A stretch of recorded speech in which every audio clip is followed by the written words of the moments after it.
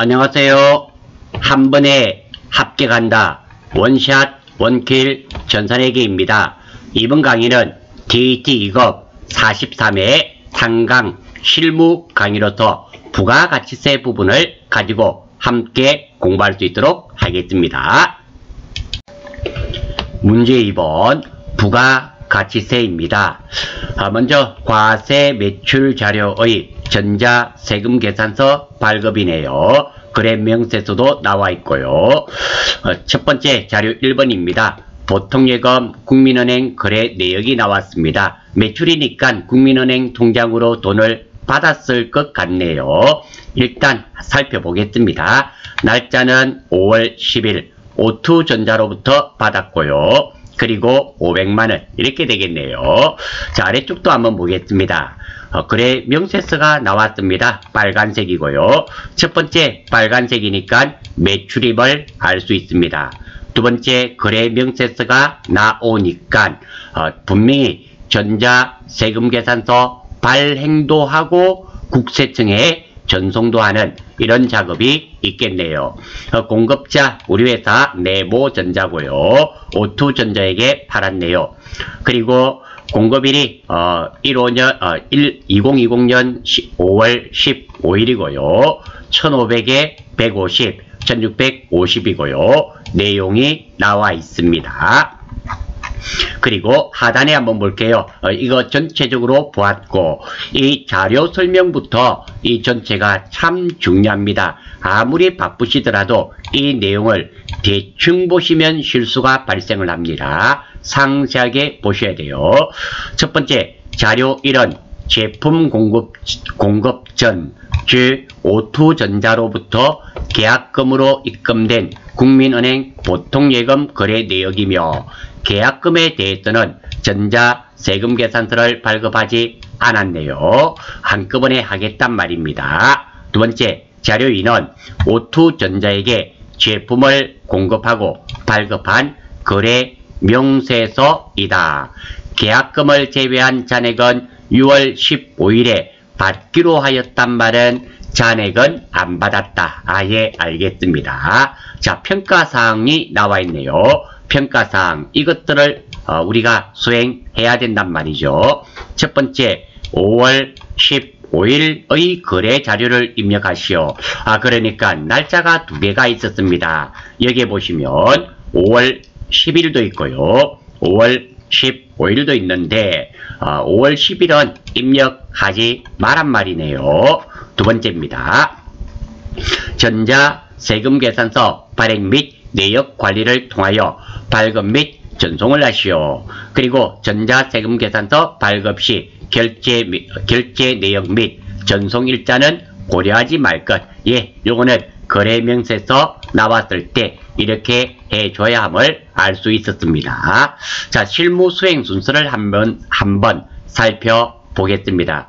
첫 번째로 거래명세서가 출제되었네요. 그러니까 전자세금계산서 발행 및 내역 관리를 통하여 발급 및 그리고 전송 작업을 해야 됨을 알 수 있고요. 두 번째, 매입 매출전표 5월 15일이죠. 입력해야 되네요. 여기서 유의하실 점은 5월 10일 거래는 입력하지 않습니다. 문제에서 평가사항의 매입 매출전표죠. 5월 15일 거래 자료를 입력하라 그랬어요. 자, 5월 10일께 입력되어 있는지 확인은 한번 해보겠습니다. 일반 전표 0515 묶어도 0510이죠. 0510. 예, 선수금에서 이미 처리가 되어 있네요. 500만원이었죠. 예, 되어 있습니다. 그래서 하지 마라 그랬네요. 마지막으로 전자세금계산서 발행 및 내역 관리를 통하여 발급 및 전송을 해야 된 것을 알 수 있습니다. 자, 그러니까 쉽게 말씀드려서 5월 15일 날 매입 매출전표 작성하고 그리고 전자세금계산서 발행 및 그리고 전송도 한다. 이렇게 되겠네요. 자, 한번 살펴보겠습니다. 첫 번째 매입 매출전표 돈을 받는 내용이죠. 돈을 주는 내용이면 매입일 텐데 지금은 돈을 받는 내용이니까 매출이 되고요. 두 번째 꼭 물어보셔야 되죠.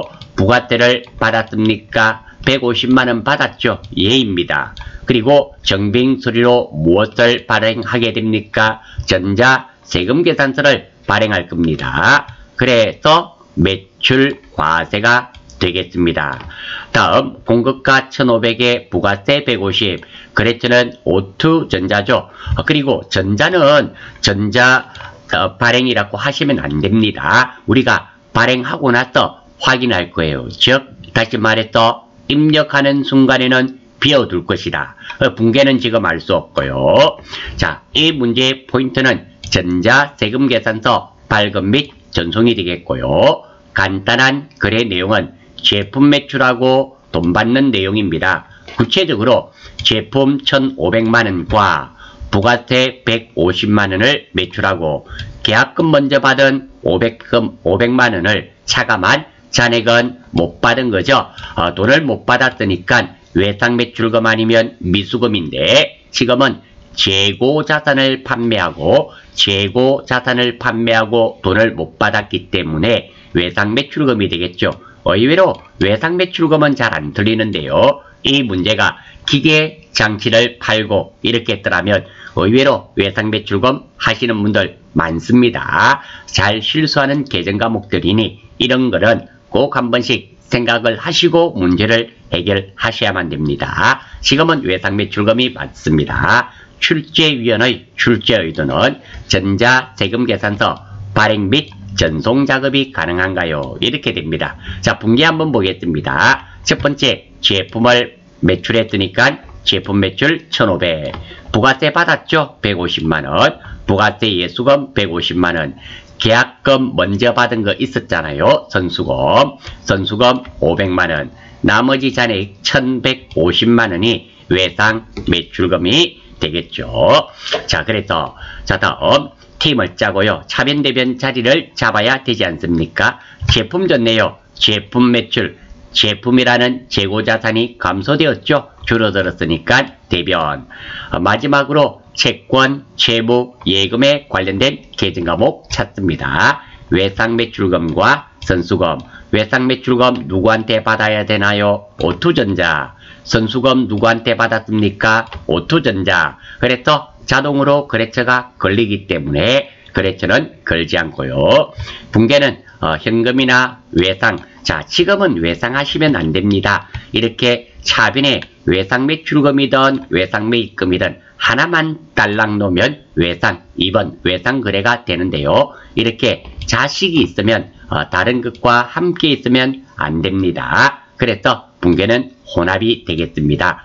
날짜에 맞춰서 입력하러 가볼게요. 매입 매출전표죠. 매입 매출전표에 가서 5월 15일입니다. 0515.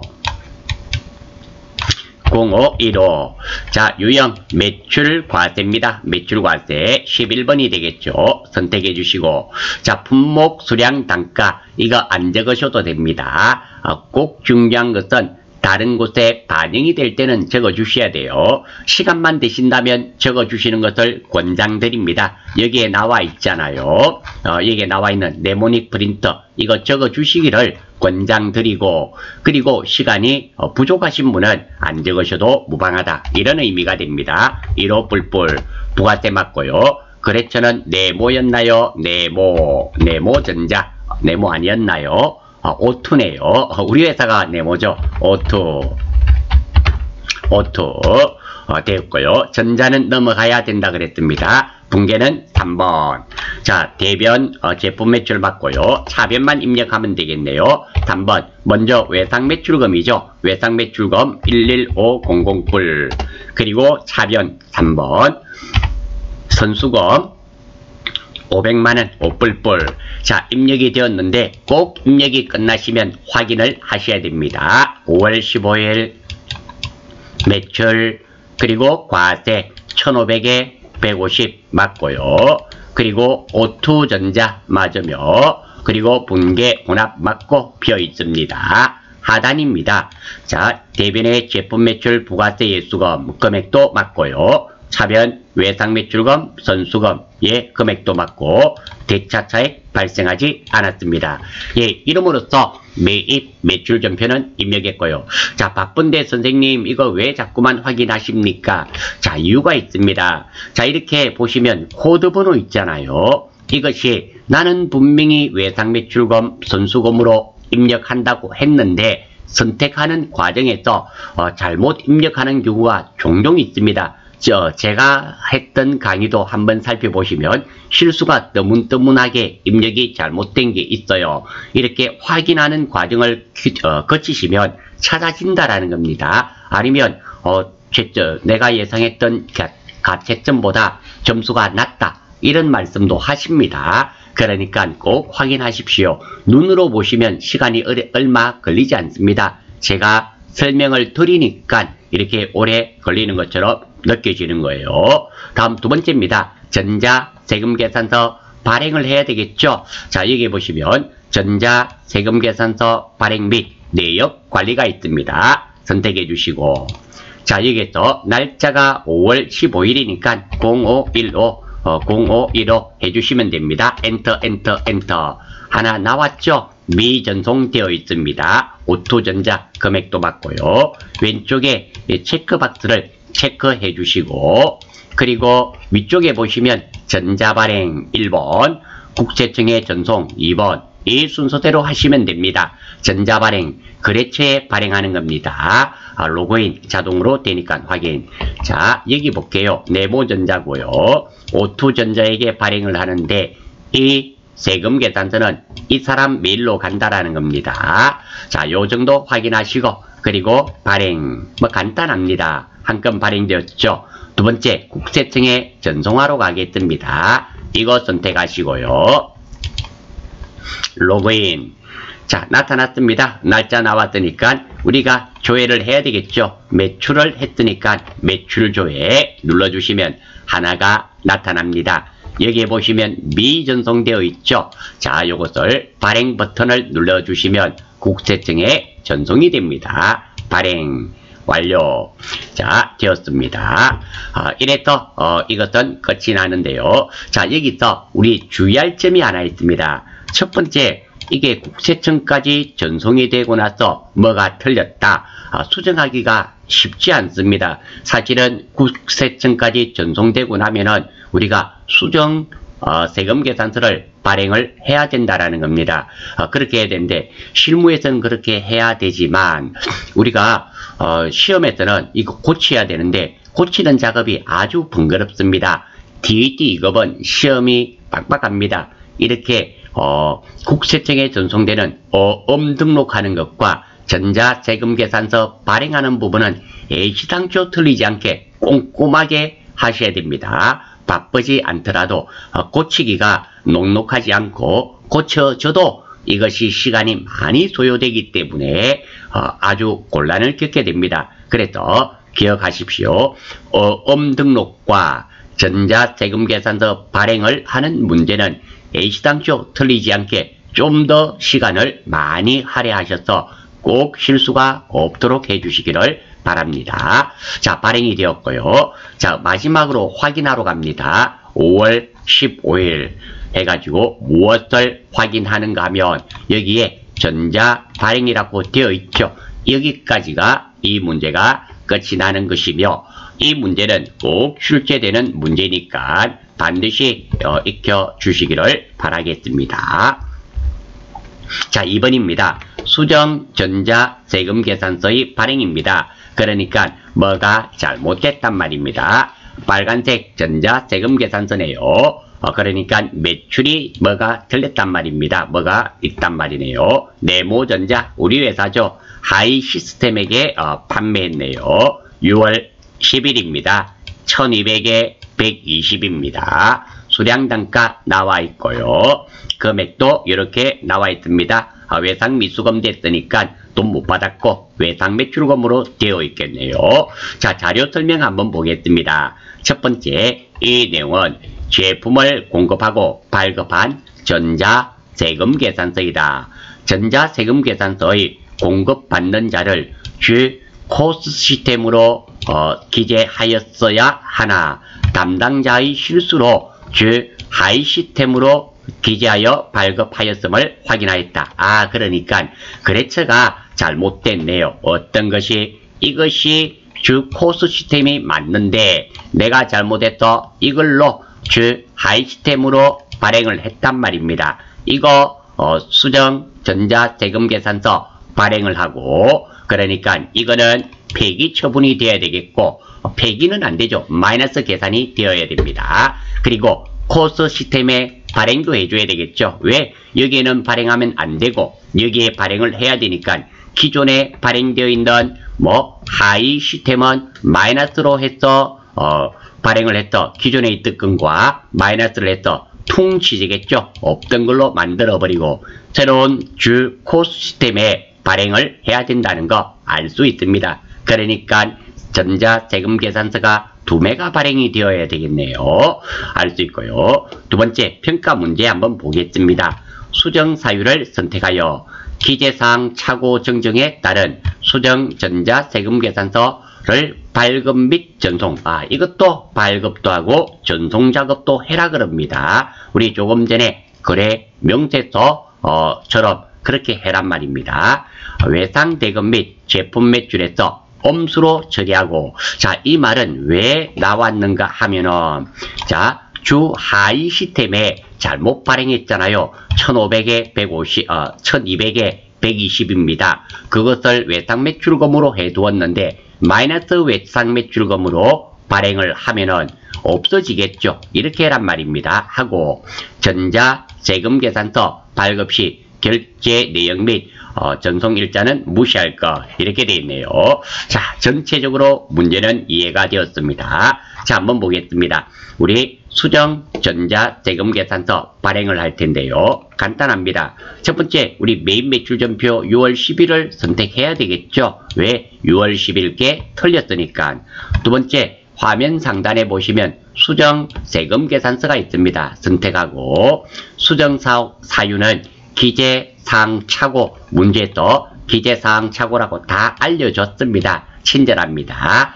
착오 항목은 사업자 등록번호로 해주시고, 그리고 수정분에서 날짜, 분명, 수량, 단가, 공급가, 부가세 입력하시고요. 거래처를 반드시 코스 시스템으로 해줘야 되겠죠. 그러면 발행을 합니다. 생성된 메인 매출 전표를 각각 확인해야 되겠죠. 2개가 될 겁니다. 그리고 전자세금계산서 발행 및 내역 관리를 통하여 발급 및 전송 작업을 하게 될 겁니다. 자, 일단 배입 매출전표 6월 10일 날 들어가겠습니다. 0610. 자, 여기에 보니까 이게 틀렸단 말이죠. 찍어주시고, 자, 수정 전자세금계산서 발행을 할 겁니다. 간단합니다. 자, 수정 전자세금계산서 있습니다. 세금계산서 눌러주시고, 자, 먼저 수정사유 문제에 나와 있었습니다. 기재사항 착오 정정이라 그랬죠. 밑으로 누르시면 다른 것들도 있다라는 거 해주시고, 두 번째 선택해야 됩니다. 공급가액 및 세액이 아니고 작성연월일도 아니고 사업자 등록번호가 되겠죠. 그래서 세 번째 사업자 등록번호 이거 선택하시고, 아래쪽에 보시면 확인이라는 거 있죠. 이렇게 하면 자기가 만들어줍니다. 확인. 자, 그랬더니 한번 확인 한번 해볼게요. 당초분은 내보내기입니다. 이렇게 되어 있는데요. 수정분 하나를 발행합니다. 이게 다 마이너스로 되었어. 마이너스로 되어 있잖아요. 금액들이. 그러니까 한 개는 플러스 금액, 한 개는 마이너스 금액이니까 이거 2개를 더하면 0이 되어버리죠. 그래, 없애버리게 되는 작업이며, 두 번째입니다. 새로운 거래처를 또 해줘야 되겠죠. 새로운 거래처에 세금계산서를 발행을 해야 됩니다. 이거 발행하는 내용입니다. 자, 됐고요. 확인이 되었고, 두 번째입니다. 시금은 날짜도 확인하셔야 돼요. 날짜가 당초분 6월 10일, 그리고 수정분도 6월 10일이고, 그리고 새로 발급하는 전자세금계산서도 6월 10일이 맞습니다. 맞으니까 그냥 넘어갑니다. 간혹 틀리는 날짜도 있다라는 겁니다. 날짜 잘 보셔야 됩니다. 그리고 분명, 수량, 단가 다 맞죠? 맞게 되어 있으니까 문제없고요. 자, 거래처명이 바뀌어야 되잖아요. 이 거래처 어디였나요? 확인 한번 해볼게요. 그레처가 코스 시스템이었죠. 여기 보시면 맞는 것은 주 코스 시스템입니다. 그래서 코스 아이고 F2 안 될 때는 F2 하면 됩니다. 코스 되면 그대로 하시면 되고요. 저도 솔직히 이것들은 외우고 있지 않습니다. 입력하면서 하는 거예요. 자, 됐네요. 그레처가 바뀌었고요. 그리고 확인 눌러주면 되겠죠. 확인. 자, 이렇게 하면 발행이 되었습니다. 자, 6월 10일 날 보니까 자, 마이너스로 발행이 되어 있고요. 이것도 다 되어 있습니다. 별 문제 없고요. 날짜도 문제 없습니다. 다 되었고. 자, 이게 비어 있죠? 비어 있습니다. 그러니까 국세청에 전송할 겁니다. 하기 전에 맞는 거 한번 찍어 볼게요. 하단 분계도 한번 보겠습니다. 항상 확인하셔야 됩니다. 제품 매출 되어 있고요. 대변, 부가세 예수금 되어 있고 외상 매출금 되어 있습니다. 자, 그리고 그레처는 코스 시스템에 다 맞습니다. 대차 차익도 발생되지 않았고요. 다음 전체 메뉴에서 이거는 조금 빠르게 진행하겠습니다. 전자세금계산서 발행 및 내역관리 선택해 주시고요. 날짜는 6월 10일이었죠. 0610 엔터 나왔습니다. 자, 이거 다 세 개 다 선택을 해 주셔야 되겠죠. 요거는 선택 안 하셔도 됩니다. 하셔도 되고. 자, 요거 찍어 주시고 그리고 두 가지죠. 1번 2번입니다. 자, 그레처에 발행하고 확인 발행 됐습니다. 두 번째, 자, 요거 찍어주시고 요것도 선택돼야 되겠죠. 자, 아카데미 그리고 로그인 똑같습니다. 매출주 해야 되겠죠. 매출주이고요. 자, 미전송 있죠. 미전송 두 개가 있습니다. 찍어주시고 발행 완료.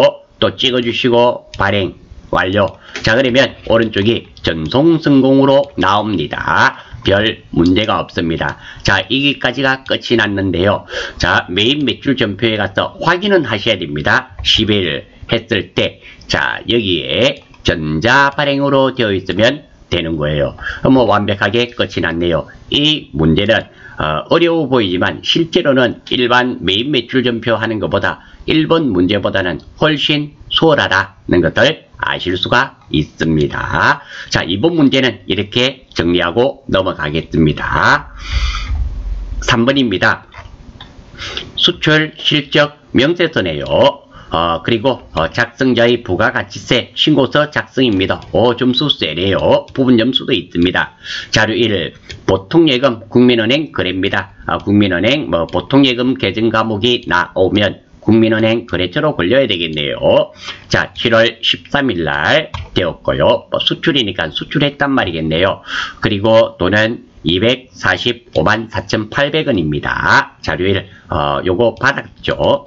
그리고 수출 신고 필증입니다. 한번 쭉 볼게요. 이 내용이 많기 때문에 다 보실 필요는 없습니다. 어떤 거, 신고 번호는 꼭 확인하셔야 됩니다. 하고, 왼쪽에 있는 이런 거 쭉 한번 읽어보시는 것은 관계없는데 우리가 문제 해결하는 데는 큰 의미가 없습니다. 목적국 USA 이렇게 쭉 되었고요. 어떤 항에 나간다 이런 건 알 필요가 없습니다. 출항 예정일자 이건 선박에 관련된 거기 때문에 아무런 관련이 없습니다. 쭉 보시고요. 자, 아래쪽에는 조금 보셔야 됩니다. 첫 번째가 수량 단가는 큰 의미를 안 가지죠. 금액 2만 불치네요. 그리고 2만 불이고 이거 원화로 환산했을 때 이렇단 말입니다. 자, 여기에 보시니까 결제 금액 나와 있습니다. 2만 불. 그러니까 요 정도 우리가 알고 아래쪽에 보시면 돼요. 이런 것들 다 읽어보시면 시간이 부족해서 안 됩니다. 자, 한번 볼게요. 기준 환율이 나와 있네요. 7월 23일 날 환율도 있고 7월 31일 날 환율이 있습니다. US 달러, 미국 돈이죠. 미국 돈입니다. 우리 흔히들 달러 하는 거. 호주 달러도 있기 때문에 홍콩 달러, US 달러, 미국 달러를 의미하게 됩니다. 이렇게 돼 있고요. 환율이 어디에 적용되는가는 알아봐야 되겠습니다. 자, 문제 한번 자료 설명 봅니다. 첫 번째, 자료 1원, 코페네요. 코페의 제품을 직수출하기로 하고 계약금 2,000달러를 10% 받았네요. 즉시 원화로 환가하여 국민은행 보통예금 계좌에 입금한 내용이다. 아, 조금 전에 보니까 자료 1이 있지 않습니까? 이거네요.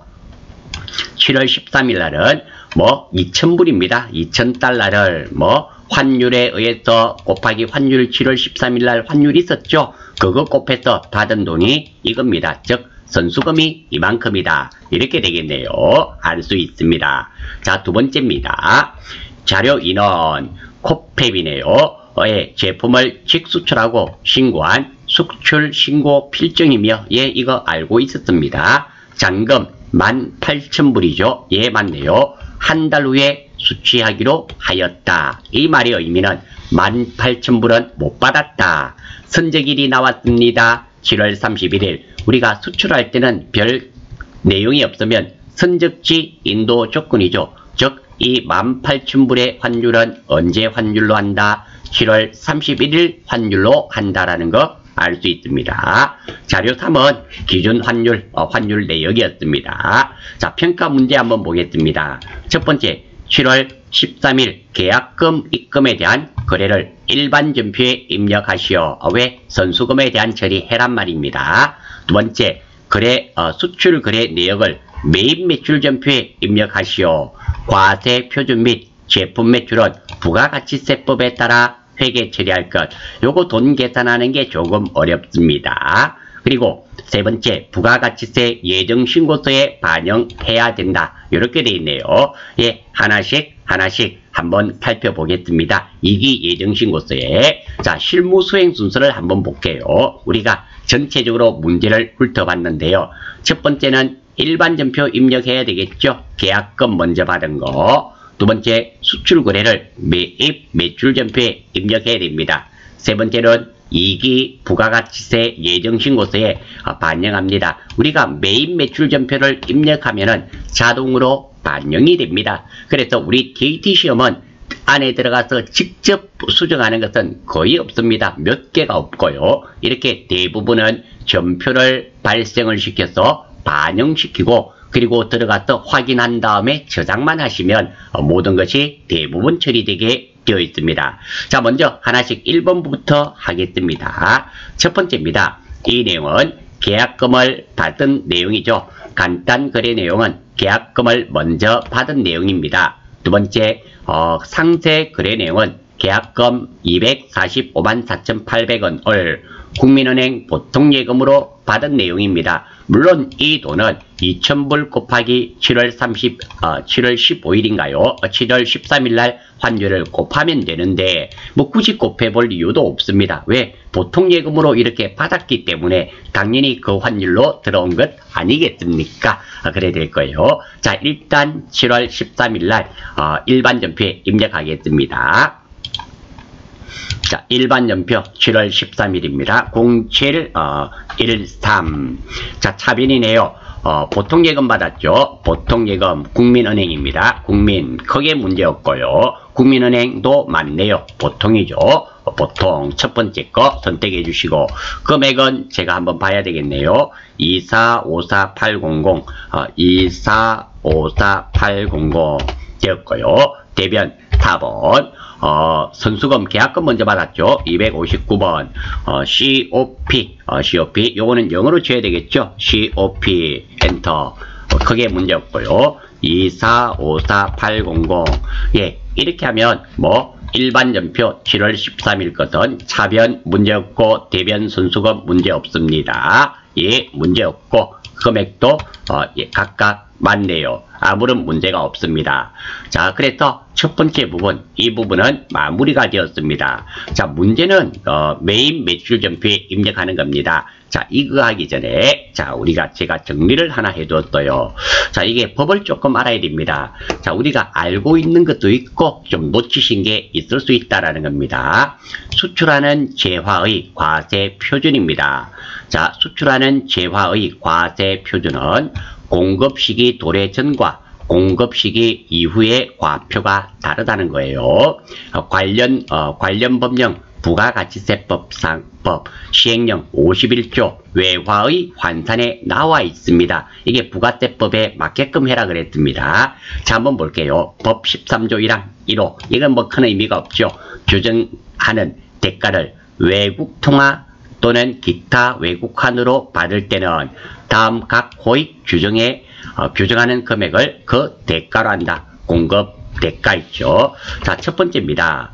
자, 공급 시기 도래 전에 원화로 환가한 경우에는 그 환가 금액, 왜 환율이 바뀌니까 내가 제품이 세 가지가 있습니다. 제품을 팔 때 첫 번째는 어떻게 됩니까? 팔기 전에 돈부터 받고 파는 경우도 있고, 두 번째는 팔면서 돈 받는 경우도 있고, 세 번째는 팔고 나서 나중에 외상으로 받는 경우도 있다라는 겁니다. 그러니까 지금 이거는 계약금이 아니라 전체적으로 원화로 환가한 경우 돈부터 몽땅 받고 제품을 나중에 주는 경우입니다. 이런 경우는 얼마로 팔린 거냐면 돈 받는 시점의 환율로 팔린 거로 제품 가격을 계산해라. 이런 의미가 됩니다.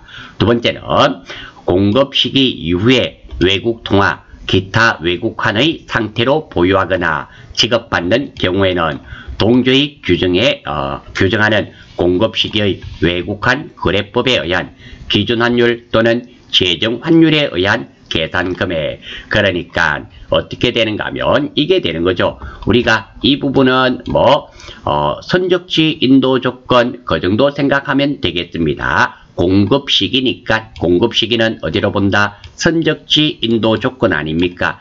배에 실어주는 순간에 환율로 돈 계산을 하면 된다. 자, 이런 말이 되네요. 첫 번째입니다. 돈부터 받고 물건을 나중에 준다. 제품을. 이럴 때는 돈 받은 시점의 환율로 계산한다. 두 번째, 배에 실어주고 배에 싣고 팔았습니다. 팔면서 돈 받으면 그때 환율이니까 아무런 문제가 없고, 세 번째로는 제품부터 주고 몇 달 뒤에 돈을 받습니다. 이럴 때는 어떤 환율이다? 몇 달 뒤의 환율이 아니라 선적지 돈은 못 받았다 하더라도 선적지 인도 조건에 의해서 선적할 때의 환율이 제품 가격이 된다라는 거 구분되시나요? 다시 한 번 더. 돈부터 받고 나중에 제품 준다. 돈 받을 때의 환율. 두 번째, 제품 팔면서 돈 받았다. 그럼 그때 환율. 세 번째, 제품 팔고 나서 먼 날 돈을 받는다. 그러면 선적일의 환율이 된다라는 겁니다. 자, 그런데 지금은 그게 아닙니다.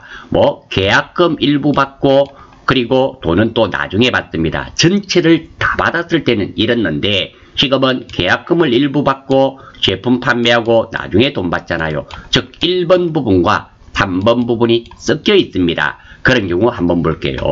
자, 수출 대금 중 일부를 선수금으로 수령하여, 맞죠? 여기에 해당됩니다. 수출일 전에 환전하는 경우 환전 금액은 그 환가한 금액, 환가란 말은 돈을 바꾼 거, 달러를 원화로 바꾼 거 금액을 과세 표준으로 하고, 나머지 부분은 수출일, 선적일 기준 환율로 구분 적용한 후 합계액을 신고하면 됩니다. 자, 여기서 한번 보겠습니다. 이 1번과 3번이죠. 돈부터 받고 사고 그리고 돈을 나중에 받는 이 두 가지가 있었는데요.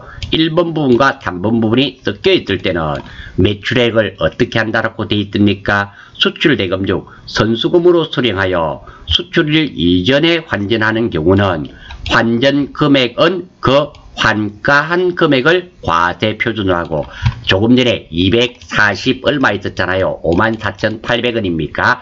이거 금액과 그리고 나머지 부분 외상으로 팔았습니다. 환율은 선적지 환율 18,000분이죠. 그때는 선적일의 환율 7월 30일이었습니까? 그 근처에 환율로 곱하고, 그리고 매출액은 어떻게 한다? 합계액을 신고하면 됩니다. 이 두 개의 합계액이 제품 매출 금액이라는 겁니다. 자, 이게 조금 금액이 왔다 달라기 때문에 수출이기 때문에 그렇습니다. 다시 한 번 더. 선수금으로 수령했을 때는 환가한 금액이 과세 표준으로 되고, 그리고 나머지 부분은 선적일 기준 환율로 계산해서 어떻게 한다? 합계액을 신고하면 된다. 그러니까 선수금 플러스 선적일 기준 환율을 더해서 이 두 가지의 금액이 무엇이 된다? 제품 매출 금액이 된다라는 겁니다. 이해가 되십니까? 이게 부가가치세법에 정확하게 나와 있는 내용입니다. 이 내용을 아셔야지 메인 매출 전표가 되는 겁니다.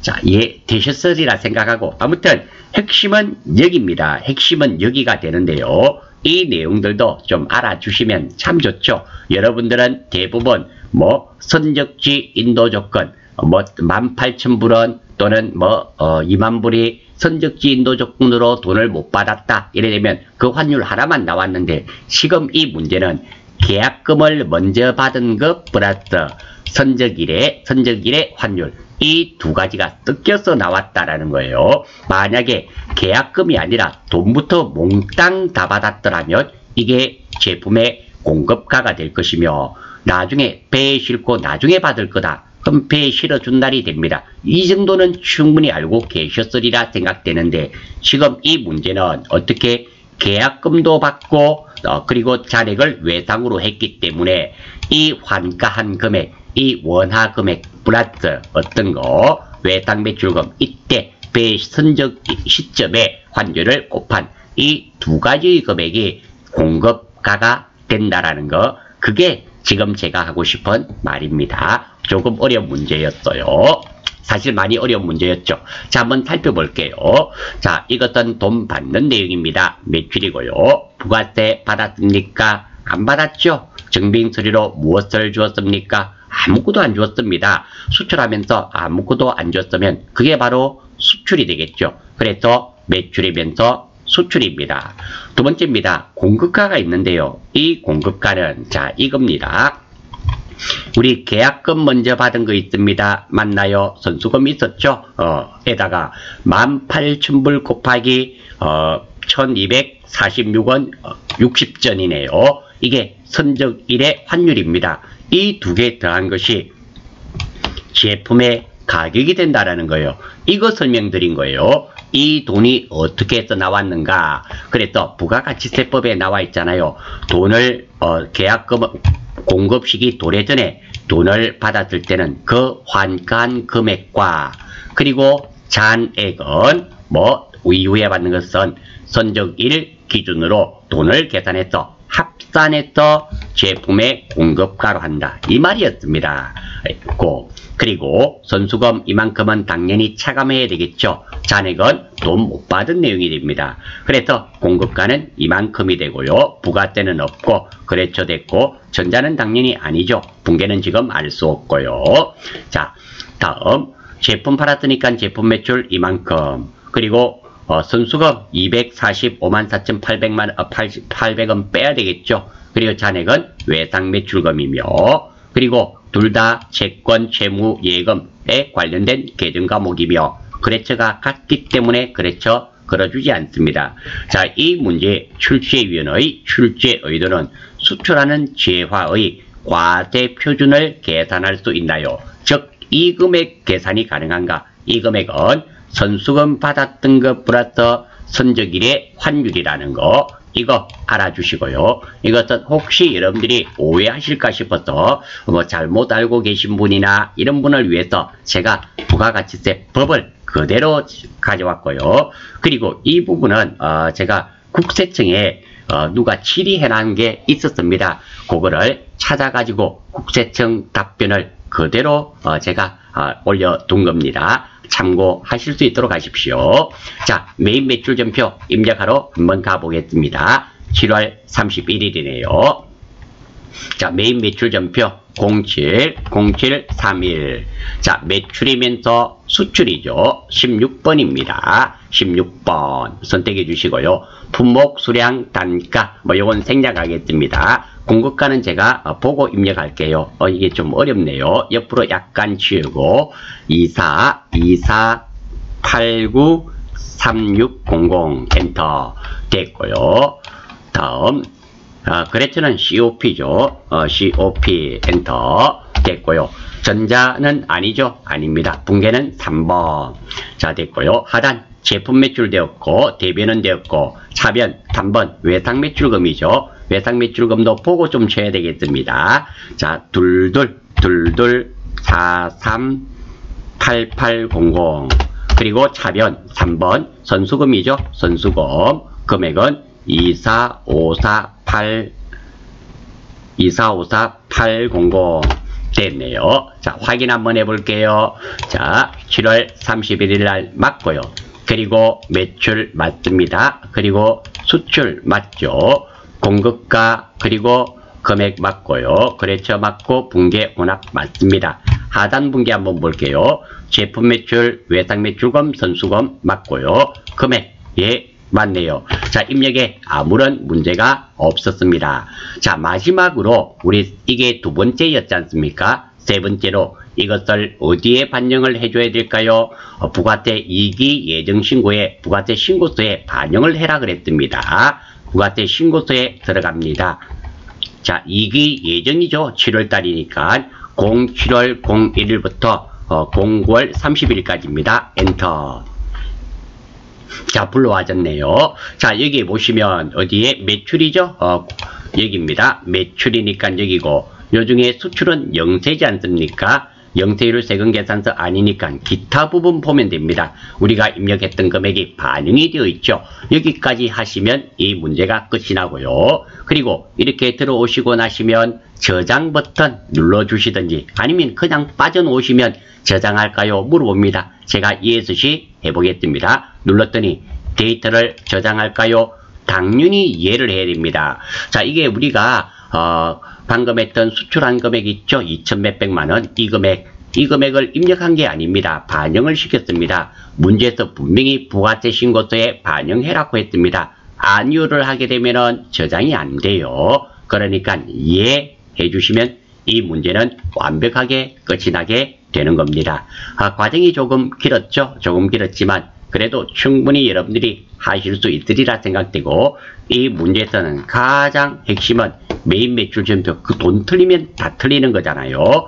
이 금액이 어디서 나왔는가, 이 돈 더하기 이 돈이라는데 왜 이렇게 되는가, 그것이 바로 이겁니다. 요 내용이고, 가장 핵심적인 것은 이 내용을 알기 위해서 이 법이 필요했던 거예요. 참고하셔서 꼭 좀 기억해 주시기를 바라며, 아마 이 문제 많이 틀렸었으리라 생각이 되네요. 여러분들 시험 칠 때 안 틀리면 되니까 정리해 주시기를 바랍니다.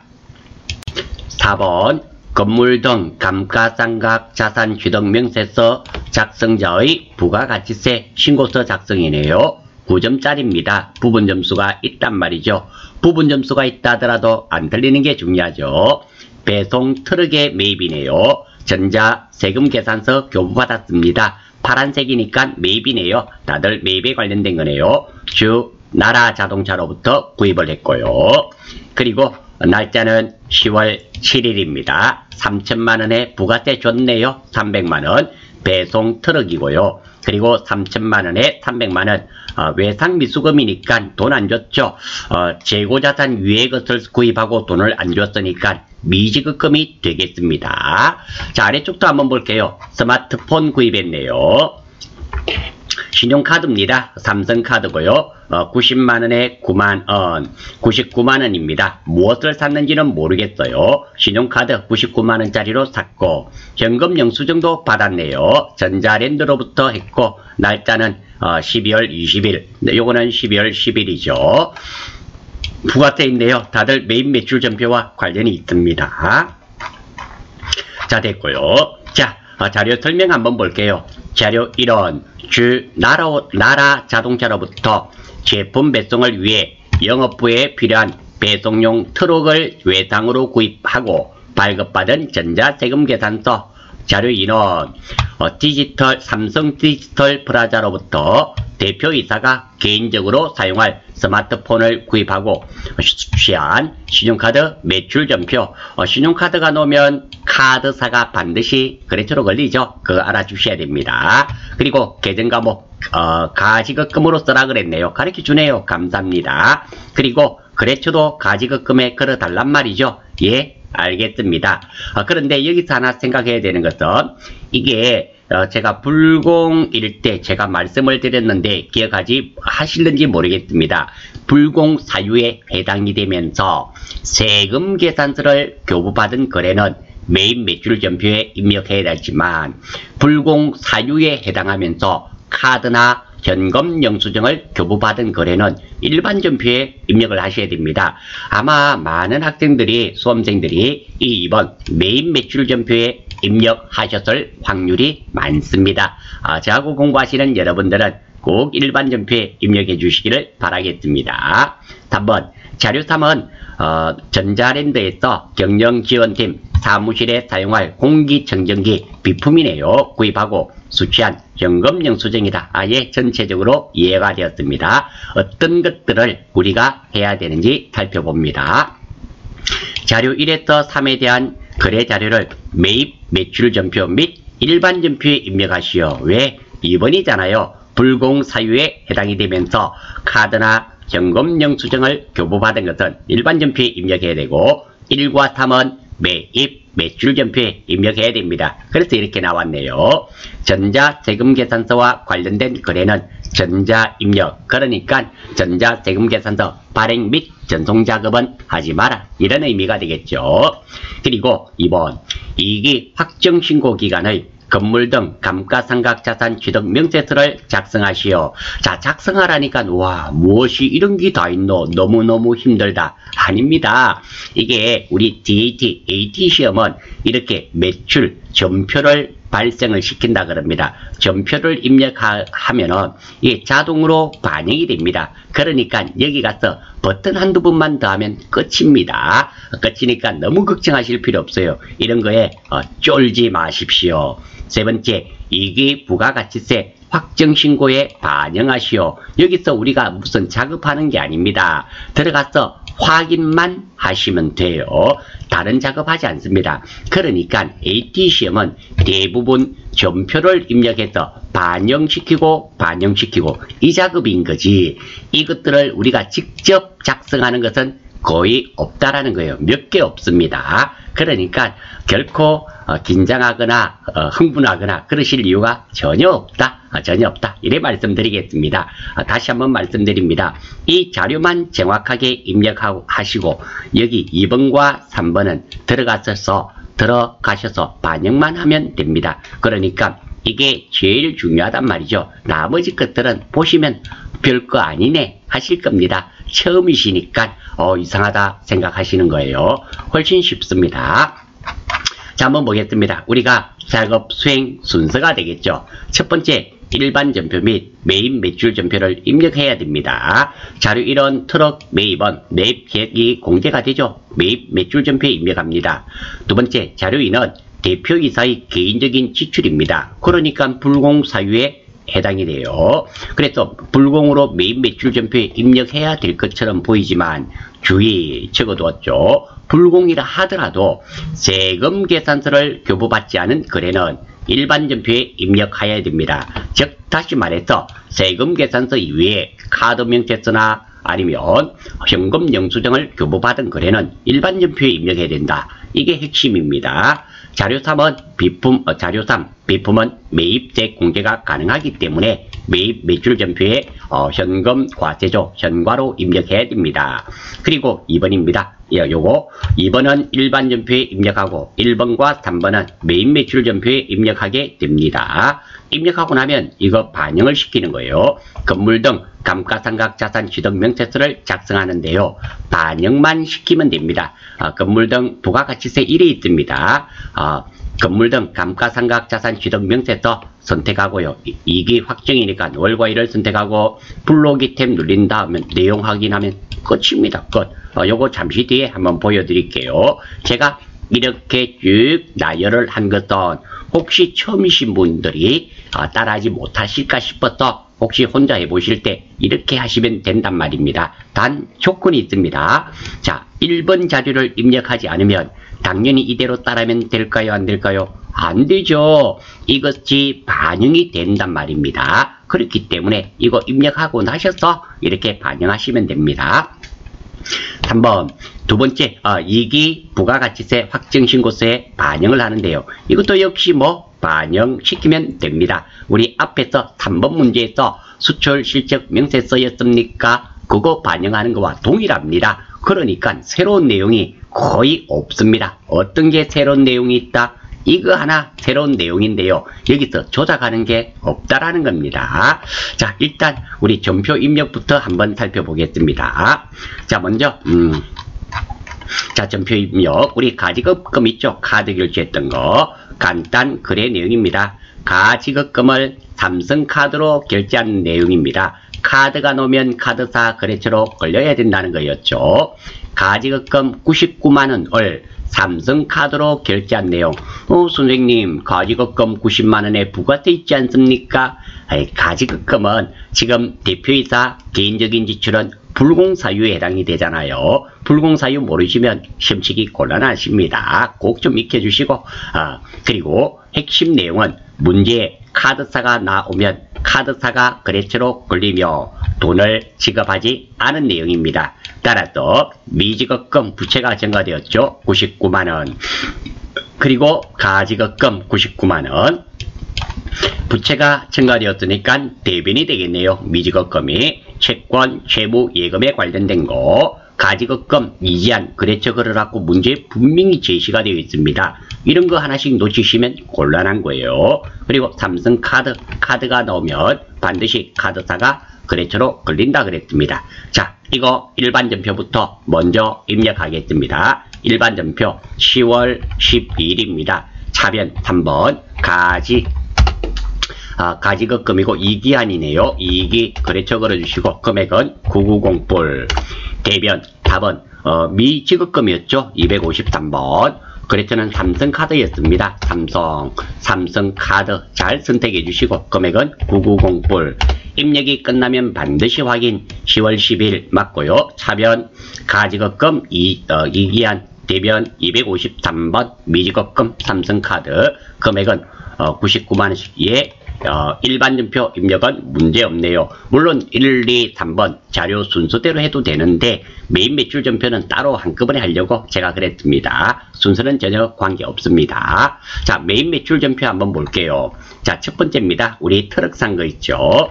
돈을 주는 내용이죠. 매입입니다. 부가세 지급했습니까? 줬죠? 예입니다. 이렇게 매입이면서 부가세 줬을 때는 무엇을 한다? 불공사유인가를 꼭 물어보셔야 됩니다. 제가 적지는 않았지만 불공사유인가? 트럭은 불공사유가 아니죠? 아닙니다. 그래서 정빙 처리로 무엇을 받았습니까? 전자세금 계산서를 교부받았기 때문에 과세가 됩니다. 그래서 매입이면서 과세 3,000에 300 나라자동차한테 구입했고요. 전자여하라고 했습니다. 자, 간단한 거래 내용은 차량 운반구 구입하고 돈 지급하는 내용인데요. 차량 운반구 3,000만원과 부가세 300만원을 구입하고 돈을 지급하지 않은 내용입니다.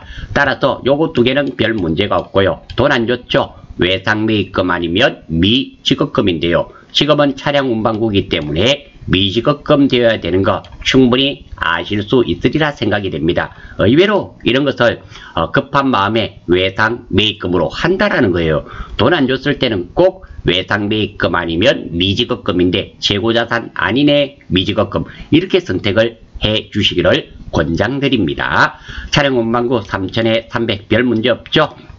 다음 차량 운반구란 자산이 증가되었네요. 차변 채권 채무 예금에 관련된 계정 과목 하나 있네요. 나라자동차한테 줘야 되죠. 그렇죠. 같으니까 걸릴 필요 없고요. 구분은 3번 4번 분계는 혼합이 되겠습니다. 자, 이거부터 먼저 입력할게요. 매입 매출 전표가 되겠죠. 매입 매출 전표 10월 7일입니다. 07.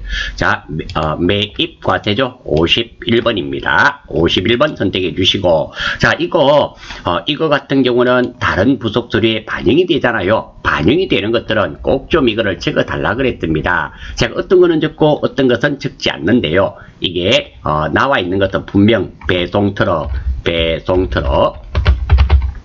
자, 왜 이걸 적는가 하면 일부 부속 서류들은 이 분복 수량 단가가 입력되지 않으면 반영이 안 되는 것들이 있어서 그렇습니다.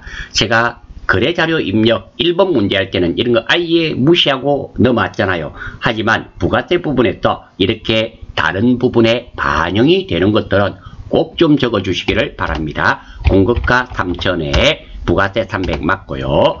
다음 거래처는 아래쪽에 한번 볼까요? 제가 열어놔서 자, 보면서 해야 되겠습니다. 그래서는 나라네요. 나라. 그리고 전자 맞으니까 1번, 붕괴는 3번입니다. 차변 원재료가 아니죠. 차량 운반구입니다. 바꿔주고요. 208 차량 운반구. 그리고 대변 4번 미지급금이죠. 253번 미지급금. 금액은 33뿔뿔. 자, 입력이 끝나면 꼭 확인하셔야 됩니다. 한번 확인해 볼게요. 10월 7일 맞죠? 그리고 매입 맞습니다. 과세였죠? 과세. 배송 트럭. 수량 단가는 없어서 안 적었습니다. 있으면 적으시면 돼요. 그대로 보고 하시면 됩니다. 무엇을 보고? 전자 세금 계산서를 보고 나라 맞고요. 전자 맞고 붕괴 맞습니다. 자, 차변 한번 볼까요? 차량 운반구 부가세 대급금 금액 맞네요. 대변 미지급금 맞고요. 거래처는 신경 쓸 필요 없다 그랬죠. 맞고요. 대차 차액 발생하지 않았습니다. 예, 거래 자료 1번 입력 문제없이 끝이 났습니다. 자, 다음입니다. 자, 두 번째입니다. 두 번째도 돈 주는 내용이니까 매입입니다. 부가세 지급하였습니까? 좋죠? 예, 맞습니다. 공기청정기였죠? 예가 됩니다. 이렇게 매입이면서 예가 될 때는 꼭 불공사유인가 물어봐야 되겠죠? 비품은 불공사유가 아니죠. 정빙수리로 무엇을 받았습니까? 현금 영수증 받았죠? 그러니까 현금 과세 줄여서 현과 매입 현과가 되겠죠. 그리고 금액은 150에 15만원 전자랜드입니다. 당연히 이것은 전자가 아니죠. 전자 세금 계산서 앞에 전자가 있어야지만 전자가 됩니다. 자, 이거는 현금 영수증이 포인트가 되는데요. 비품 구입하고 돈 지급한 내용입니다. 비품 150만원과 부가세 15만원을 구입하고 현금으로 지급한 내용이 되네요. 그래서 현금 165만원, 그리고 비품은 비품, 부가세 대급금 별 문제 없고요. 팀짜고 현금이 나갔으니까 현금이란 자산이 줄어들어서 대변. 다음 채권, 채무, 예금에 관련된 계정 과목 없습니다. 그리고 이렇게 대변이나 차변에 현금 하나만 이렇게 딸랑 나와 있잖아요. 물론 차변에 현금 하나만 딸랑 나와도 이것이 붕괴는 1번 현금이 되며, 다시 말씀드립니다. 붕괴는 3번 혼합한 다음에 다 입력하시더라도 채점에는 전혀 불이익이 없다라는 것 다시 한 번 더 말씀드립니다. 이 문제의 핵심 내용은 보통 예금으로 지급하고 현금 영수증을 교부받은 거래는 보통 예금이라는 겁니다. 그러니까 문제에서 자, 여기 한번 보십시오. 이게 쥐레들이 간혹 있다라는 거예요. 자, 이게 보시면 자료 3입니다. 여기에 보면 경영지원팀에서 사용할 공기청정기를 구입하고 수취한 현금 영수증이다. 그러니까 아무 말이 없으니까 현금 준 거예요. 수취한 현금 영수증이다. 이래 안 하고요. 공기청정기를 구입하고 보통 예금으로 지급한 후 현금 영수증을 교부받았다 하면 대변이 현금을 하셔서는 안 되고 보통 예금을 하셔야 됩니다. 그래서 문제를 항상 잘 보셔야 된다는 말이 그 말입니다. 그렇게 간혹 가다가 문제의 쥐레를 숨겨 놓는 경우가 있다. 절대로 쥐레를 밟아서는 안 된다. 이렇게 말씀드리겠습니다. 제가 여기에 이런 말을 적어둔 이유는 왜? 보통 예금으로 지급하고 현금 영수증을 교부받는 경우도 실제로 있다라는 거예요. 그때 많은 학생들이 대변을 현금으로 해서 틀린다라는 겁니다. 그때는 보통 예금으로 지급이 되었기 때문에 보통 예금이 되어야 된다는 거 꼭 좀 놓치지 않도록 부탁드리면서 이 내용도 입력할 수 있도록 하겠습니다. 날짜 12월 20일이네요. 12월 20일. 자, 매입이니까 매입주를 보면 되겠죠. 현금 과세 61번입니다. 이 번호 자주 쓰는 것은 외워주시면 좋습니다. 뭐 외우지 않으셔도 무방해요. 품명 공기청정기, 그리고 수량 단가는 없죠. 공급가가 공급대가를 적으면 쪼개지죠. 165만원 1650불이라고 공급대가, 카드와 현금 영수증은 공급대가를 입력하고 엔터 치면 이게 나누기 1.1에서 쪼개집니다. 나누신단 말이죠. 틀리면 다시 입력하시면 되니까 걱정하실 필요는 없어요. 다음 거래처는 어디였나요? 전자랜드 할게요. 뒤에 두 자쳐도 됩니다. 됐고 전자는 당연히 아니죠. 붕괴는 몇 번? 1번. 자, 출금전표로 되어 있네요. 예, 됩니다. 대변이 출금전표는 현금이란 말이죠. 자동으로 나와 있고요. 계정 과목만 바꾸면 되는 비품 212번, 212. 이렇게 물론 이것도 비품 해서 212번 이렇게 자동으로 나오죠.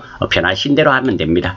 다만 자주 사용하는 계정 과목들은 이 계정 과목 코드들을 좀 외워주시는 게 유리하다. 왜? 실무에서도 퇴근 시간하고 관련이 있잖아요. 입력이 늦거나 부족하면 퇴근 시간이 늦어집니다. 그거와 관련이 있기 때문입니다. 자, 확인하러 갑니다. 12월 20일 문제 없고요. 그리고 매입 문제 없습니다. 그리고 현금과세 문제 없고요. 공급과 부가세에 맞습니다. 전자랜드 맞으며 전자는 당연히 아니고 현금 맞죠. 하단 문제 봅니다. 출금으로 되어 있네요. 대비니 현금이란 말이죠. 차변 부가세 대급금 비품 예 맞습니다. 자, 이름으로써 일반 전표와 매입 매출 전표 입력이 끝났고요. 그리고 건물 등 감가상각 자산 취득 명세서 반영만 하면 됩니다. 와, 여기까지는 할 수 있겠는데요. 거의 다 된 거예요. 그걸 다음부터 모르겠는데요. 뭘 몰라요. 찍어보시고 작업은 합니다. 자, 먼저 건물 등 감가상각 취득 명세서 여기 있죠. 자, 잘 모르시겠거든. 여기 보면 검색 버튼이 있잖아요. 여기에 누르시고 건물이라고 한번 쳐볼게요. 문제 나오니까 건물 나오죠. 이렇게 건물이라고 밖에 안 쳤습니다. 그러면 건물 등 감가상각 자산 취득 명세서 우리 처음 하시는 분은 이게 조금 찾기가 힘든 것도 사실입니다. 메뉴 찾으실 때는 여기서 찾으시면 돼요. 하고 요 찍어 볼게요. 됐습니다. 자, 날짜가 2기 확정이었죠. 오, 화면이 이상한데요. 오, 힘든데요. 아닙니다. 일단 같이 해봅니다. 10월 12월. 자, 그랬더니 뭐가 막 나오죠. 이렇게 나오면 이게 뭐 입력해야 됩니까? 뭐 입력해야 됩니까? 에이, 입력하는 거 아니에요. 어떤 거 반영만 시키면 된다 그랬잖아요. 대부분 그렇습니다. 화면 상단에 쫙 보시면 여기에 불러오기라고 있잖아요. 이거 눌러주시면 우리가 매입 매출 전표에 입력했던 자료들이 불러와져요. 한번 해볼게요. 불러오기. 자, 뭐가 나오죠? 확인. 예. 짠! 짠짜리 짠짠 짠짠 딱 우리가 했던 게 다 나오잖아요. 이렇게 3천만원에 300만원 무시 세상에 이런 게 다 있노. 이런 게 다 있습니다. 이게 끝이에요. 이 건물 등 감가상각 취득 명세 자산 취득 명세서 작성하시오. 이게 작성한 거예요. 이게 끝입니다. 이래 쉽습니까? 예, 이렇게 쉽습니다. 이게 끝난 거예요. 예서시 당연히 저장해야 됩니다. 자, 이게 빠져나왔어요. 다시 한번 볼게요. 들어갔어. 몇 월부터 07월부터 10월부터죠. 10월부터 12월까지 저장된 데이터를 사용하시겠어요? 예, 한 번 더 확인을 한번 해주시고요. 그대로 되어 있잖아요. 이게 끝입니다. 너무 쉽죠? 이상한가요? 이상 안 해요. 이게 끝입니다. 자, 그리고 마지막으로 3단계 부가세 신고서에 반영해라 그랬죠. 작성하는 거 아닙니다. 부가세 신고서에 들어가고요. 자, 2기 확정이니까 10월 1일부터 12월 31일까지 엔터. 자동으로 반영이 됩니다. 자, 우리가 한번 볼게요. 자, 첫 번째 그게 무엇이었습니까? 공기청정기 비품 샀던 거 있죠? 여기 보면 그 밖에 공제 매입세액 150만원에 15만원 있잖아요. 고정자산 트럭 산 거 있죠? 3천만원에 300만원. 이렇게 반영이 됩니다. 이게 우리가 작성하는 것도 아니고 입력하는 것도 아닙니다. 이렇게 들어가시면 자동으로 매입 매출 전표에 있던 게 불러와진다라는 거예요. 이게 끝입니다. 다만 저장은 돼야 되겠죠. ESC로 빠져나와 볼게요. 저장할까요? 오냐 요놈아. 예. 끝입니다. 끝. 이 문제의 끝이에요. 우리가 과연 무슨 일을 했나요? 일반 전표, 매입 매출 전표 입력하고 해당 메뉴에 들어가서 반영만 시키게 끝이잖아요. 이렇게 간단합니다. 이런 거 나오시면 와, 이게 뭐시고 뭐 1번 요거는 이해가 됩니다. 요거는 이해됐는데 뭐 반영시키고 뭐 자산도 작성해라 그러고 뭐 이것도 해라고 와, 힘들어 죽겠다. 무엇이 이런 게 다 있노? 아니에요. 이거 하실 줄 아시면 들어가서 반영, 불러오기, 뭐 반영 이것만 하시면 끝이에요. 너무 간단하죠? 이상한가요? 답안지 한번 보세요. 딱 맞습니다. 자, 이번 강의는 여기까지 하겠습니다. 수고하셨습니다.